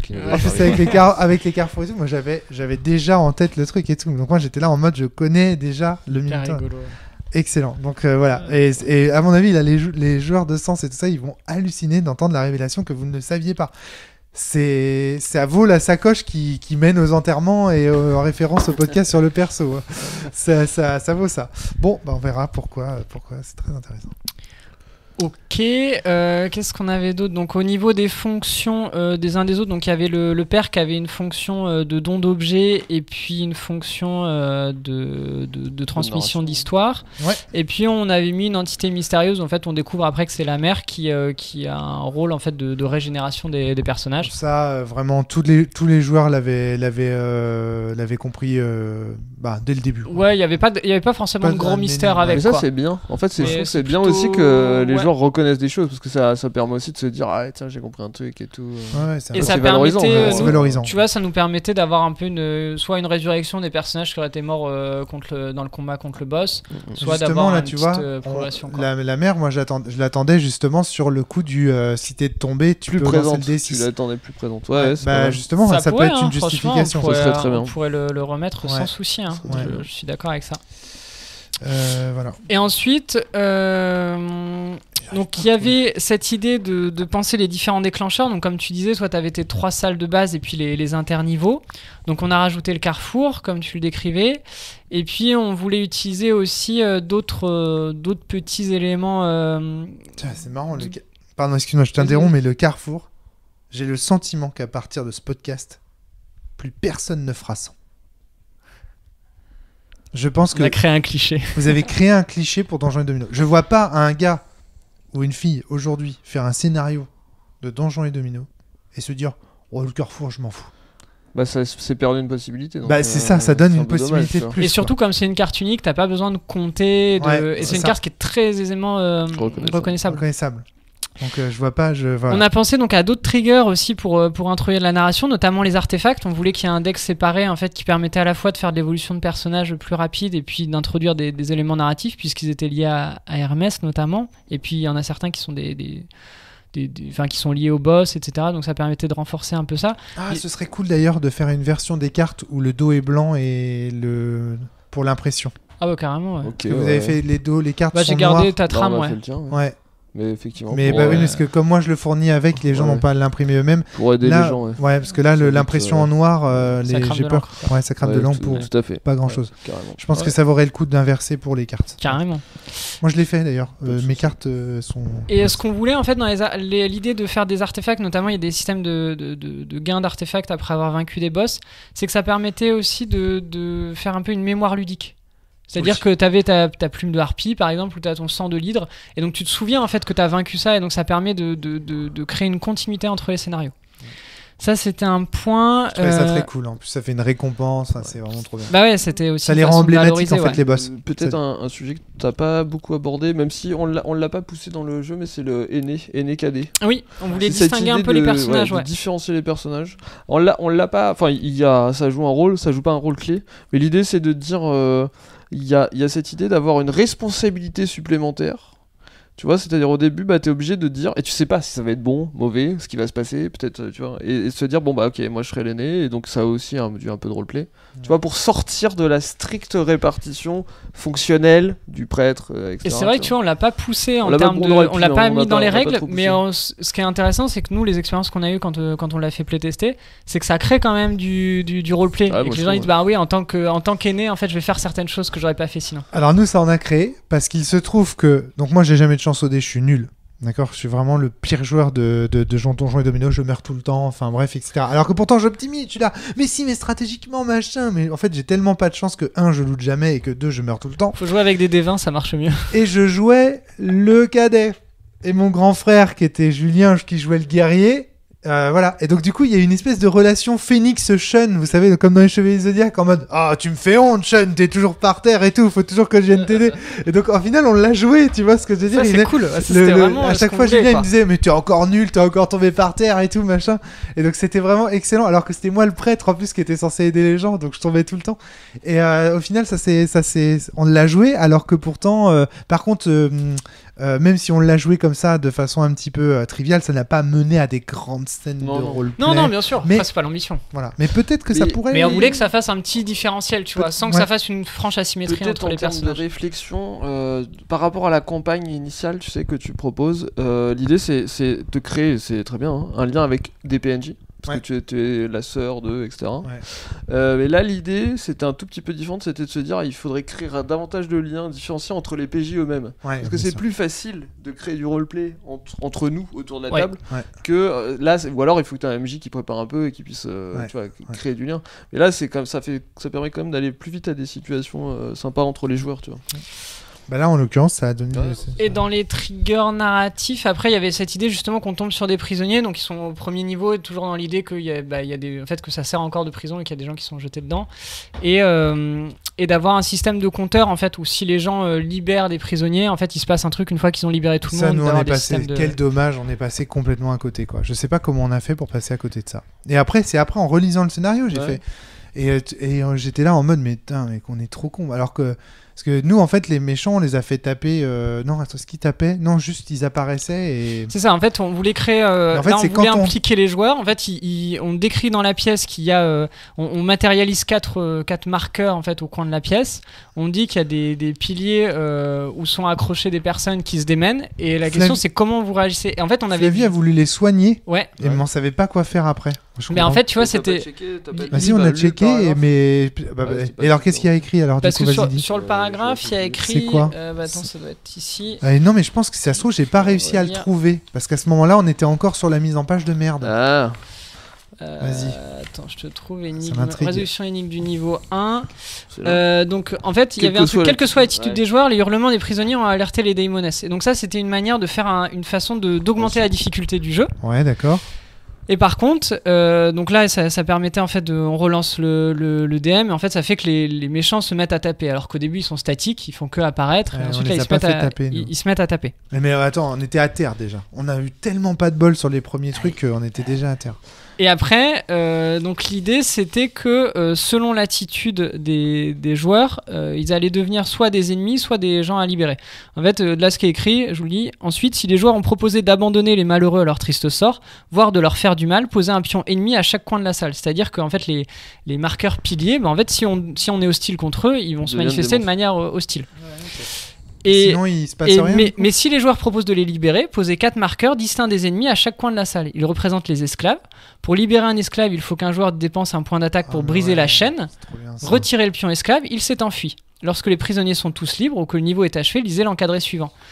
Donc on peut les sauver. On peut les sauver, ouais. Et il faut les guider à la sortie sans qu'ils rencontrent des méchants. Dès qu'ils sont libérés, en fait, ils s'enfuient. D'accord. Et il y a mis si les 4 prisonniers sont libres, le dernier prisonnier offre un trésor à son libérateur. Le personnage ayant libéré le dernier prisonnier pioche un trésor. Et on gagne 1 point d'aura par prisonnier libéré à répartir entre les joueurs. Et donc là, déjà, on a un indice comme quoi l'aura est plutôt positif. En fait. On sait pas encore à quoi ça sert, mais on sent que c'est positif. Et ça c'était vraiment quelque chose qui nous tenait à cœur d'avoir cette idée que. Tu vois, l'idée de prophétie autoréalisatrice. C'est-à-dire que si tu as une attitude hostile envers quelqu'un, il va être hostile. Et si tu as une attitude bénéfique, il va être quelqu'un un partenaire, quoi. Nous, on a vraiment essayé d'être gentils, mais on n'a pas compris les mécaniques. Enfin, je pense qu'on n'a pas trouvé ce paragraphe. Moi, je pense que ce paragraphe, on l'a juste pas trouvé. Il y a peut-être effectivement. Il y a un problème d'impression. Pour bien renvoyer au paragraphe. C'est moi qui avais mal imprimé le jeu. En fait, je l'avais imprimé, c'est ce que je te dis, je l'avais imprimé en économie de papier. Mais ça, ouais, c'était un truc qui nous plaisait bien, tu vois, l'idée que ça change vraiment. Et que là, le choix des joueurs est un vrai impact. L'idée de la libération des. Donc, du coup, tu passes du temps en fait à taper des gentils au lieu de taper des méchants pour les libérer. C'est génial, c'était une super bonne idée. Ah, c'est con, merci. Tu vois, je regrette d'être passé à côté de ça. Ensuite, un des autres trucs qui nous a guidés, c'était le level design. Moi, je voulais faire une campagne relativement courte pour que ce soit, pour qu'elle soit jouée, en fait, pour pas faire un truc trop long. Et c'est réussi de ce côté-là, puisqu'encore une fois, on l'a joué. Très bien. Entier. Et donc, ce que je voulais, c'était à la fois avoir des boss qui représentent un vrai challenge. Et donc, pour ça, il fallait qu'il y ait quand même une évolution des personnages qui soit assez rapide. Donc, ce qu'on fait, c'est qu'assez rapidement, en fait, les personnages, ils gagnent 3 points de capacité. Donc, ils peuvent augmenter, ils peuvent répartir ensuite leurs points pour progresser. Les objets sont très forts, les artefacts sont très puissants. Ouais. Et donc, ça permet qu'ils montent, en fait. Le vol, ça nous a super servi. Hein. L'artefact du vol, ouais, les chaussures d'Hermès, là, ça permet d'esquiver les ennemis. Si on n'avait pas eu ça, il y a des tas de fois où on serait crevé. Et en plus, tu vois, ça te redonne de l'agentivité. C'est vraiment. En fait, moi, ce que j'ai fait quand j'ai voulu créer les artefacts, j'ai listé, en fait. Mais ça, on le met plutôt à la fin. À la fin, mais on peut l'aborder directement si vous voulez. En fait, j'ai listé les éléments sur lesquels. Un peu listé les variables, tu vois, sur lesquelles on peut agir. Et je me suis dit, il y a le mouvement. Donc, comment on pourrait. Quoi ? Ouais, les paramètres. Ouais. Les paramètres sur lesquels agir. Pour reprendre la méthode perso. La méthode perso. Et donc, il y avait cette idée de mouvement, et tu avais déjà des bots qui donnaient un bonus de mouvement. Donc, je me suis dit, comment on passe d'un bonus quantitatif à un bonus qualitatif ? Comment on pourrait faire en sorte qu'on n'augmente pas... Non pas un plus grand mouvement, mais un mouvement différent. Voilà, donc, on s'est dit, s'il y a un mouvement qui permet de voler, ça collait bien avec les chaussures d'Hermès, tu vois. En fait, c'était toujours garder une cohérence narrative. Ouais, très bien. On s'est dit, à ce moment-là, si on pouvait survoler les ennemis sans les frapper et sans prendre de blessures, qu'est-ce que ça donnerait ? Donc, ça va changer les méthodes de jeu, etc. Il y avait l'attaque, donc comment on peut augmenter l'attaque, tu vois, comment on peut gagner des attaques comme ça. Alors là, vas-y, raconte, c'était quoi déjà la solution que tu avais trouvée ? Alors ça, il y avait un moment où en fait, il y a une bibliothèque, on peut choisir différents parchemins et selon ce qu'on choisit, on a des bonus différents. Il y a des bouts narratifs différents et des bonus différents. Donc là, tu vois, les artefacts, on peut pas tous les récupérer. Alors c'était pas un artefact, c'était juste un bonus en fait, donc qui était annexe des artefacts, mais aussi un moteur de progression pour les personnages. Et donc on pouvait gagner soit un point d'aura, soit une attaque. Donc là, c'était très fort, tu vois. Soit il y avait je crois que c'était un parchemin de soins, il me semble. On retrouvera. Ok. Je crois qu'on avait choisi le parchemin de soins parce qu'on était HS. Mais tu le sais pas à l'avance en fait. Tu sais pas à l'avance, t'as juste des têtes d'animaux. Dans la bibliothèque, en fait, il y avait des cabochons avec des têtes d'animaux. Et ça va te donner ça t'indice quand même. On avait compris ça t'indice parce qu'il y avait le serpent, il y avait le serpent, donc un peu la figure du caducée. En fait, on avait identifié que ça correspondait aux caractéristiques, je sais plus quoi. Mais par contre, les bribes d'histoire que ça te donne, les éléments que ça te donne sont différents. Ouais, d'accord. Il y avait ensuite donc comment agir sur les points de vie. Donc là, on a choisi en fait le caducée d'Hermès où ça te permettait de transférer de la vie au contact, tu vois, tu donnes des points de vie à l'autre. Donc c'était une autre manière d'influencer les PV. Faire de la collab. Et faire de la collab, ouais, carrément. Ensuite, on a vu qu'il y avait des jets de dés, donc soit les jets de loot, soit les lancers du DD méchant. Donc on a fait un système de relance et un système pour augmenter le loot. Et le système pour augmenter le loot, on le donne très très tôt. pour que en fait les joueurs, c'est pareil, même s'ils progressent pas, même si leur progression c'est en fin de niveau, etc., qu'ils puissent avoir des objets qui leur permettent d'affronter les créatures. Dans notre partie, on n'a pas eu de chance. Vraiment, il y a des fois où par exemple, il y avait pas de chance, 2 personnages qui se retrouvaient sur case 5 et on faisait 5 quoi. On a vraiment pas eu de chance. On sait qu'on en a chié, mais des trucs de fou. Moi, j'ai passé ma vie mort. Mais vous avez réussi ou pas? J'ai passé ma vie mort. Vous avez toujours réussi. On a réussi le boss, on l'a réussi complètement à l'arrache. Ça c'est le mieux. C'est les meilleurs. À 30 secondes, enfin tu vois, c'était lui ou nous quoi. À la fin, c'était en mode duel. Moi, c'est vraiment ce que je voulais. Moi, j'avais un peu designé. Alors après, la pondération, tu vois, j'ai pas fait des milliers de playtests, mais moi, ce que je voulais, c'était qu'il y ait 2 personnages au tapis à la fin de chaque boss. C'est-à-dire que tu vois, je crois que c'était à chaque fois le cas. Qu'il y ait de l'épique. C'est bien, ça veut dire que c'est bien équilibré. Tu vois. Le dernier boss, on l'a vaincu, il y avait 3 personnages au tapis. Et nickel. Moi, c'est ce que je voulais, tu vois. C'est que le truc, ce soit c'était vraiment à lui de juste. Taper avant nous. Il y a une règle où on a fait un peu à la louche, c'est la règle de le boss attaque le premier. On l'a pas toujours joué. Ok. Non. Il y a des moments où je sais que moi, en tant qu'animateur de la partie, j'ai oublié sciemment de le faire jouer parce qu'on était trop dans la merde. J'ai dit, non, ça nous obligerait à tout recommencer. Pour une fois, on va finir le tour et le boss attaquera après. Tu vois, j'ai un peu adapté parce que je me suis dit, s'il attaque en premier, on va juste se faire massacrer les uns après les autres. Alors que si on a le temps de l'attaquer une fois, ça donnera lieu à une situation plus intéressante. Il y a des moments où j'ai oublié volontairement mais cette règle de le boss attaque en premier. Mais faut dire qu'on a eu tellement pas de chance. Non mais les gars... Enfin, je sais pas si ça vient de l'équilibrage de votre scénario, j'en sais rien, mais on a eu vraiment pas de chance. Moi, je te dis, c'était fait pour que ce soit pour qu'il y ait vraiment pour qu'il y ait de l'épique, tu vois. Donc sur le mouvement, il y avait ça, il y avait le vol, il y avait aussi accorder le vol à un allié, donc ça toujours pour renforcer un peu la coopération. Au niveau des PV, il y avait l'écaille d'invincibilité, donc ce que tu peux, en gros, tu t'es immunisé à un tour, tu vois, donc ça te permet d'absorber une attaque du Dominator ou des dégâts. Il y avait. Il y a des artefacts qu'on n'a pas chopés, quoi. Il y en a normalement. Est-ce que vous ouvrez systématiquement les coffres? Parce que tu vois, normal. Ouais, il y en a un dans chaque coffre. En fait, il y en a un dans chaque coffre. Alors, ça, les coffres, on les a tous ouverts. Ah bah alors, ok. Donc normalement, t'en as 3. Non, il y a un moment donné où il y avait une salle. avec les boss, et il y en a un que tu peux ne pas choper. Ouais. Qui est en fait qui te permet. C'est le chapeau d'Hermès, il me semble. Qui te permet d'avoir une relance en fait. De n'importe quel dé, tu peux le relancer. Donc notamment ça, un dé des méchants ou ce genre de truc. C'est pas clé. En fait, nous, ce qu'on a voulu, c'est avoir des trucs non bloquants non plus, tu vois. Et les trucs, c'était juste en bonus. Je t'en prie. Qu'est-ce qu'il y avait d'autre ensuite? Donc ça, ouais, sur tout ce qui était évolution de personnage, les points d'aura, c'est pareil, comme on peut les convertir à un moment en points d'expérience, c'était aussi des moteurs de progression de personnage. Ensuite, on a quelques pistes. On a eu les chaussures d'Hermès. On a eu la bourse de fortune. L'écaille d'invincibilité, on l'a comment?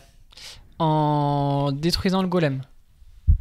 Le golem qui a un boss intermédiaire. On l'a battu pourtant le golem. Et je crois qu'on a oublié de la lutter. Alors si vous avez oublié, c'est vrai que ça complique aussi le jeu. Ouais. Bah ouais, mais tu vois, c'est des trucs comme ça. Il y a toujours ça dans les scénarios de Cthulhu Donjons et Domino. Attends. Même moi, tu vois, mon propre scénario de Cthulhu, Donjons et Domino, je le fais jouer en convention. J'oublie dans une pièce de donner l'antidote aux joueurs. Donc ils se retrouvent empoisonnés avec les... Ah bah vous l'avez pas fait, je suis con, oui, d'accord. En gros, j'ai oublié une règle, enfin un truc qui fait qu'ils ont été pourris pendant toute la partie et ils ont réussi quand même à s'en sortir. Donc comme quoi. La corne brisée, ça c'est sûr. Ouais, ça te permet, en fait, c'est plus narratif, ça pour débloquer ouais, c'est ça, ça te permet d'affronter le Minotaure et ça fait un côté. Tu vois, je disais que je les avais mis en blanc, mais en fait, non. Les cartes, je les ai laissées en noir. Caducée d'Hermès, le porteur peut soigner les blessures d'un héros adjacent. Ça, je crois qu'on s'en est jamais servi parce qu'on était tellement mal que personne. Mais ça, tu vois, ça permet de faire un combo aussi avec le sang de l'hydre et les potions, et donc c'était une manière aussi de faire des chaînes d'APV, ce genre de choses. Ah, mais oui, c'est tellement malin. On peut se les donner, les artefacts, entre nous? Ouais. Comme des trésors en fait. Ça je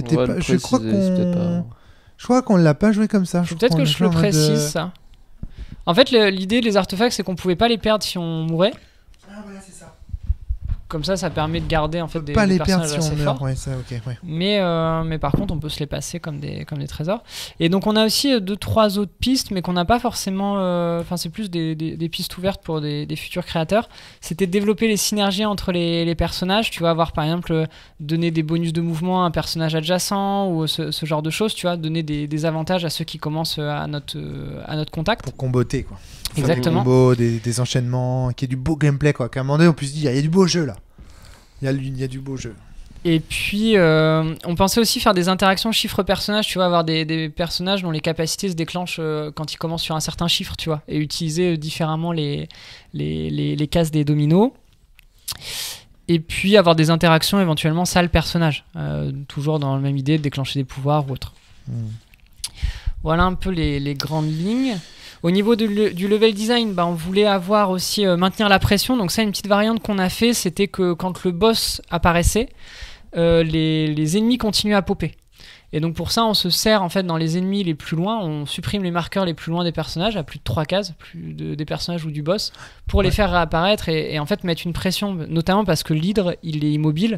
Et donc en fait le risque c'est que s'il n'y a pas du tout d'ennemis, il n'y a pas de pression, quoi. Les gens peuvent looter tranquille et puis aller se faire l'hydre tranquillement, alors que s'il y a des ennemis qui continuent, ça incite quand même à aller vers l'avant. C'est une règle sympa, ça. Et on avait aussi donc pour les variations de difficulté au cours d'un niveau avec la découverte de la salle des prisonniers qui active en fait les démons qui se mettent à frapper sur les cases adjacentes. Ouais. Et puis avoir aussi un peu cette variation de difficulté avec le niveau 3. En gros, si on perd le niveau 3, on recommence avec un niveau 3 bis, où il y a quelques petites variantes pour pas en fait se retaper les mêmes histoires déjà, parce que sinon c'est pas très intéressant. Avoir des variantes dans les histoires, avoir des petits avantages, et notamment un truc qu'on avait introduit, c'est que comme on recommence le même niveau, c'était d'accorder un don de préscience à l'aîné. Et en fait, traduire le fait que les joueurs aient déjà vécu le niveau au niveau des personnages, avec notamment donc les cartes de domino ne doivent pas être mélangées quand on fait le 3 bis. On l'a pas fait, nous. Donc en fait, si on fait le 3 bis, on fait comme ton principe de sauvegarde. En fait, tu recommences le niveau dans le même état que tu l'avais commencé. C'est-à-dire, si tu recommences le niveau en fait, là où tu étais avant. Tu vois, comme tu étais à la fin du niveau 2. À la fin du niveau 2, voilà, okay, ouais. Tu recommences dans le même état. Mais en fait, l'aîné, il a un pouvoir spécial qui est le don de préscience. Pour en fait, pareil, faire un peu une synesthésie, tu vois, entre les joueurs et les personnages. Ce qui est que quand il révèle des salles et qu'il y a plusieurs dominos, il peut changer un des dominos. D'accord. Il peut voilà, en fait changer. Si le domino lui convient pas, il peut changer. Je pensais que vous aviez carrément fait le choix. Vous ne mélangez pas le paquet des dominos. Vous le retournez, vous le mettez comme il était, et comme ça, en fait, vous allez avoir la même. On aurait pu faire comme ça pour aussi. La pression, c'est comme ça dire, attends, je sais que ça va tourner à gauche là. Ça aurait pu être chouette. Ce qu'on voulait, c'était introduire, tu vois, une nouvelle forme d'agentivité avec les dominos et avec le fait que tu peux changer un domino et tu vois, réintroduire d'autres choix stratégiques. Par exemple, tu te dis, attends, là, je suis. Et là, c'est pareil. Si tu sais que la prochaine carte, notre solution est un peu plus faible que la tienne. Parce que là, t'as vraiment un truc très intéressant. Et surtout, nous, le problème qu'on avait, c'était de se dire, mince, si on perd. Tu vois, on n'a plus les surprises. Donc comment on redonne de l'intérêt. Alors ça, on pourrait imaginer d'avoir un vrai niveau différent, tu vois, qui prendra en compte l'échec. Ça serait une piste. Mais là, on s'est dit bon, là, on va pas développer des branchements de scénar, mais donc on va plutôt travailler sur. Tu vois. Nous, on a vu des donjons dans cette partie. C'était incroyable. Ouais. On a vu un donjon surconnecté où ça tournait à gauche, mais ça rejoignait un couloir et machin. Il y avait un donjon où il y avait genre 3 puits dans le donjon. Tu vois, genre ça faisait c'était incroyable. On a eu ça, c'est quelque chose, c'est un vrai plaisir de Donjons et Dominos aussi, dont on n'a pas parlé en présentation du jeu, mais que quand on tire des donjons qui sont vraiment originaux en termes de design et de level design, c'est vraiment rigolo. Quand on peut faire tourner le Minotaur en bourrique en le baladant, il y a plein de trucs marrants. Bref. Et donc là, on en a eu des donjons comme ça très intéressants, et notamment le 3e, qui était vraiment bien. Et donc ça, tu vois, on voulait donc que les gens rejouent le niveau, mais sans qu'il soit complètement pareil. Et pour ça, donc il y avait rajouté un petit avantage, tu vois, à l'aîné. Quand ils découvrent le carrefour, ils ont d'autres choix possibles. Ils ont notamment des possibilités de soins qu'ils n'avaient pas avant. Ouais. Et puis surtout, le fait que le golem, on puisse le vaincre différemment. Et on puisse le vaincre de manière narrative. Le golem, c'est un sous-boss, en fait, c'est un pré-boss qui doit être vaincu qui peut être blessé que s'il y a 2 personnages à son contact. avec cette idée que en fait comme c'est une armure, il a une armure assez solide, il faut trouver un peu la faille, donc un fait distraction pendant que l'autre va l'affronter. Et dans la deuxième version, on décrit en fait que le golem a des yeux rubis, a 2 rubis à la place des yeux. Et il y a des petits indices dans une salle du niveau 3 où on raconte qu'il y a des bijoux en forme de rubis, etc. Ça, on est passé complètement... Mais non, mais c'est normal, c'est dans la deuxième version en fait. C'est si tu refais le 3 bis. C'est pour recréer un intérêt en fait. Et en fait, on a vu qu'il y avait un intérêt aux bijoux. Il y a un moment donné où on a fait gaffe, on s'est dit... c'est ça, et en fait ça c'est un indice dans le niveau 3, si tu veux rejouer si tu perds en fait le niveau 3 et que tu rejoues le 3 bis, eh ben, tu peux vaincre le golem en fait en lui arrachant les rubis qui sont à la place des yeux. Et en lui arrachant les bijoux, ça a l'air bizarre. Désolé. Et en fait, si tu fais ça, t'as une victoire narrative et t'as pas à vaincre le boss. Et c'est une autre façon de le jouer. Et notamment, ce qui était un peu rigolo pour ça, c'est que dans la description, on met pas mal de fausses pistes avec une herse, une pique, de l'huile, etc. On fait des propositions où en tant que joueur, on pourrait un peu se jeter dessus et dire « Ah ouais, je vais faire ci ou je vais faire ça ». Mais si on y réfléchit, c'est pas forcément cohérent parce qu'on a quelque chose qui est très costaud, très puissant. Et donc la solution, elle est donnée par des indices du niveau qu'on a joué précédemment. Donc ça, on trouvait ça chouette, tu vois, d'avoir... Même si on est en échec, on rejoue pas exactement la même chose. Ouais, c'est très très malin, ouais. Et après, les autres trucs qu'on avait voulu faire, c'était au niveau 2 où il y a une modification du terrain avec les trappes. Ouais. Avec en fait les cases vierges qui deviennent des trappes, et donc c'est un peu des faux sapieux, tu vois, et si on finit son tour dessus, on prend une blessure. Il y a un truc, on a un avertissement à voir là-dessus. C'est quoi déjà l'avertissement? L'avertissement, c'est mieux vaut rester sur ses gardes, sinon vous risquez de tomber de haut. Et l'idée, c'était de faire la blague sur le mot garde. Et en fait, on reste à l'endroit où il y a des gardes, et les gardes, il y en a que sur les cases où il y a des chiffres. Et sinon, il y a un risque de tomber, donc c'est l'idée de trappe, tu vois. Qui est un peu une annonce qui est faite et qui est cohérent avec le fait que ce soit une harpie qui vole. Il y a des plumes aussi, donc on se dit, il y a peut-être des choses qui volent, et pourquoi il y aurait quelque chose qui vole à ce moment-là? C'est vrai qu'on a trouvé des plumes à un moment donné, effectivement. Ouais. Excellent. Moi, c'est marrant parce que je me souviens que les plumes, ça va activer. Je me suis dit, attends, c'est quoi? C'est la plume du mat. J'étais en train de chercher dans la mythologie, en fait, autour des plumes. Je sais pas. Mais ouais, j'ai pas du tout pensé qu'il y aurait des créatures qui volent. Mais bon. Et dans cette idée, tu vois, de laisser... on voulait aussi avoir un truc où on sème des petits indices. Et tu vois, il y a un indice qui est...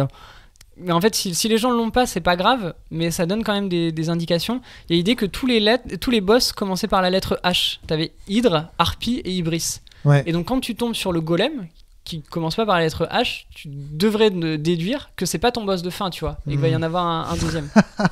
Ça, c'est vraiment des petits easter eggs. Mais tu vois, c'est des petits trucs comme ça. Mais moi, ça m'amuse en fait de faire ça. Parce que les gens trouvent, c'est cool pour eux, tu vois. Ils disent, ah ouais, ils ont le plaisir de la découverte. Mais s'ils trouvent pas, ça les empêche pas du tout de jouer, tu vois. Ouais, on veut pas que ce soit des choses bloquantes. Ouais, évidemment. C'est vraiment le principe même de l'easter egg, en fait. Enfin, non, parce que l'easter egg, c'est plutôt en référence à des trucs parfois. Mais si. Ouais, excellent. Je voulais aussi, juste pour finir, tu as encore des éléments à ajouter, Guillaume? Globalement, je pense qu'on a fait un peu le tour. Après, les gens liront, tu vois. Et puis voilà, c'est ça. On va peut-être pas spoiler non plus tous les éléments de conception, mais sachez que moi, ce que je trouve génial, c'est que ça donne un bon aperçu de comment tout dans la campagne que vous avez prévue est adapté en fait au système de Donjons et Dominos, fait pour épouser complètement les contours du jeu et pour proposer en fait un scénario totalement cohérent, narratif. C'est très étonnant. Et d'ailleurs, ce qui est rigolo, c'est de voir comme avec cette recherche-là en tête, vous tombez finalement... Regardez, le scénario de la campagne principale de Donjons et Dominos, il y a quand même la notion de dédale, il y a les Grecs, puisque l'adversité est une déesse, enfin une sorcière grecque. Enfin, tu vois, il y a tout un truc. Carrément, on s'inscrit directement dans le lore. C'est vraiment incroyable.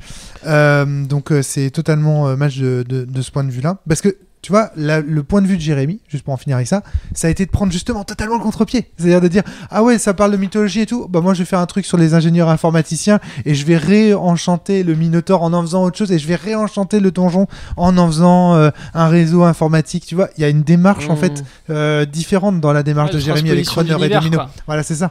Mais tu vois, moi, ça c'est un peu un vœu, mais je me dis, ce qui serait bien, c'est que quand les gens, alors peut-être moins détaillé, c'est pas grave, mais quand les gens ils écrivent t'arrives, tu vois, un scénar de Donjons et Domino ou d'ailleurs tout type de jeu, ouais. tu vois, qui mettent derrière un peu la note de conception. De conception. Même de manière, tu vois, simple et tout, parce qu'en fait, je trouve ça vachement intéressant de se dire, parce qu'il y a plein de choses que tu rates en fait quand tu lis un jeu, et là de se dire qu'est-ce qu'un auteur a essayé de mettre en place. Après, il réussit pas, c'est pas grave, mais au moins tu vois les intentions. Et je trouve que pour réfléchir au game design, c'est ultra important d'avoir quelque part le back-office des auteurs. Et la généalogie des idées. Et ça, c'est vachement intéressant. Mais oui, non, mais je suis complètement d'accord avec toi. Et tu vois, c'est pour ça aussi que je conseille pour cette version-là, puisqu'on l'a justement, ce back-office, ce backup, ce background.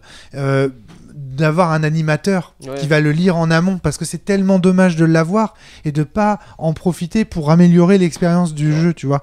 Donc c'est pour ça que moi, premier élément. Deuxième élément, pour répondre un petit peu à ta lettre au Père Noël, Thibaut, le problème, c'est que la plupart des créateurs de jeux de rôle, ils se contentent en fait de prendre des mécaniques qui pour eux ont fonctionné sans réfléchir tellement au sens qu'elles ont en réalité. Mais là, je m'adresse aux auditeurs de la cellule. D'accord.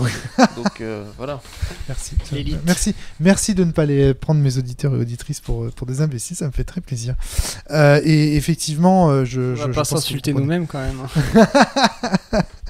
Mais en tout cas, voilà, je suis assez d'accord avec vous deux pour dire que avoir accès à ces notes de conception, qui ne sont pas des notes d'intention, qui sont vraiment des notes de conception, c'est-à-dire pourquoi j'ai choisi de faire ça. C'est pas attention à ceci, enfin, tu vois, je sais pas comment le dire. Un peu, mais il y a quelque chose de différent, je trouve. Et ben, ça oriente vraiment, et ça, en donnant en fait les clés de compréhension, ça supprime en fait les incompréhensions qui pourraient subsister ou les contresens que l'on pourrait faire, tu vois, etc., etc. Et nous, on en a fait des contresens, tu vois, en n'ayant pas accès à ça. Par exemple, le coup des auras, où on va chercher dans la base et où ça nous crée autre chose que ce qui est attendu. Le golem, je suis pas sûr qu'on l'ait bien joué.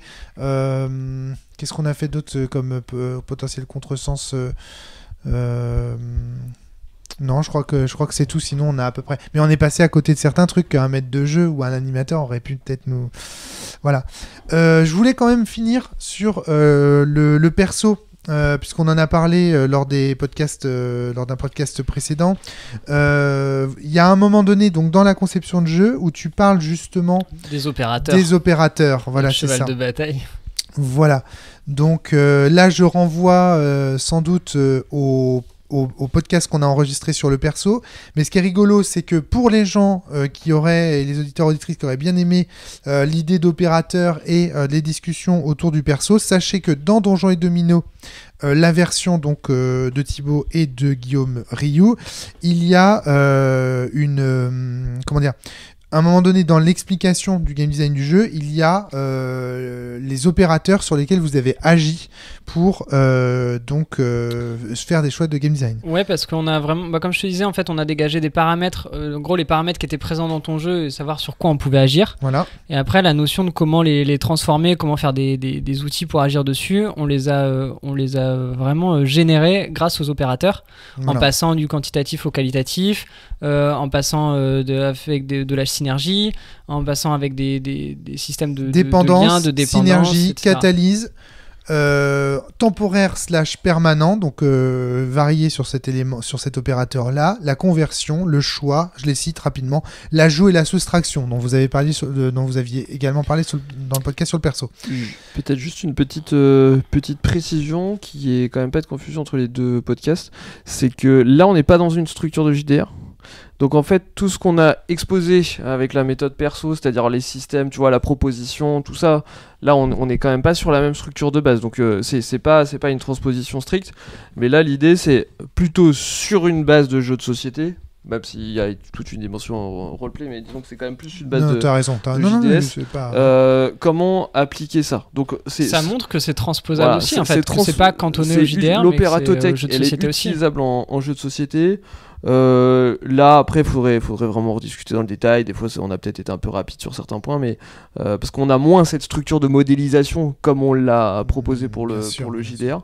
Mais donc voilà, mais là l'idée c'était de se dire on peut l'appliquer en jeu de société, c'est une première approche qui mériterait d'être raffiné, mais au moins ça montre que, chers amis concepteurs de jeux, vous pouvez avoir ce mode de réflexion. C'est vraiment un outillage qu'on propose. Tu vois, justement, moi, de la grande différence que je fais entre jeux de société et jeux de rôle par rapport à ça, pour moi, il y a les propositions sont dans les deux cas. Choisir d'avancer un pion ou de le reculer, choisir de dépenser une ressource ou de ne pas la dépenser, c'est une proposition. C'est juste que le contenu fictionnel est organisable. Il n'est pas malléable, comme dans un jeu vidéo aussi. C'est-à-dire que les choix, c'est un QCM, si j'ose dire. Ouais, ils sont plus restreints. Ouais. C'est comment on pourrait dire ça, une proposition à choix multiples, un PCM. Je t'entends pas. Et puis il n'y a pas de débat sur l'intégration des propositions. C'est-à-dire si tu décides de déplacer ton personnage se déplace. Enfin, modulo le fait que tu ne respectes les règles quand même. Oui, et puis modulo le fait que tu es là, ici, dans Danger Domino, dans un jeu coop, lequel potentiellement une opération, n'importe quoi, une action peut être questionnée. C'est-à-dire que tu vois le guerrier qui s'avance d'une case et tout le monde fait « Oh là là, t'avances pas, t'as oublié de lui donner la potion !» Et là du coup, ah oui, pardon, il revient en arrière, il donne la potion à celui qui était tombé par terre. Voilà. Parce que attention, il y a ça aussi. On se met quand même, surtout dans un jeu comme ça, un jeu où il y a le problème de l'effet leader, notamment parce que c'était un jeu qui a été pensé pour les enfants à la base. On a aussi cette de discussion autour des propositions possibles. Allez, c'est très bien. Je pense qu'on a bien fait le tour voilà que je retrouve plus le nom du scénario. L'exil des héritiers. Scénario pour Donjons et Domino que vous pouvez trouver sur le site. Donc Donjons et Domino. Vous allez donc vous faites romaricbrillant.fr. Vous allez sur Donjons et Domino. C'est romaricbrillant.fr/Donjons et Domino. Sur le côté droit du site, vous avez en fait un endroit où vous pouvez dérouler. Si vous faites bouger la molette, vous verrez ça se déroule. Et là tout en bas, vous avez un petit encadré avec écrit scénario additionnel. Vous cliquez là et vous trouverez Cthulhu, Donjons et Domino, vous trouverez Runner et Domino, et enfin l'exil des héritiers à ne pas rater. Merci beaucoup à vous deux pour cette création qui est vraiment superbe. Merci d'avoir ajouté ce scénario à Donjons et Domino et de participer ainsi à la création du jeu. Ça me fait très très plaisir avec toute votre intelligence et cet amour de travail bien fait, d'épouser vraiment l'esprit du jeu. Ça me fait très très plaisir. Merci beaucoup à vous deux. Je ne vous remercierai jamais assez, que ce soit pour vos apports théoriques au jeu de rôle, aux superbes émissions à la cellule, au village aussi que vous avez contribué à analyser, et là Donjons et Domino, merci, vous êtes des amours tous les deux. Allez, à très bientôt tout le monde. Ciao, portez-vous bien et surtout jouez bien.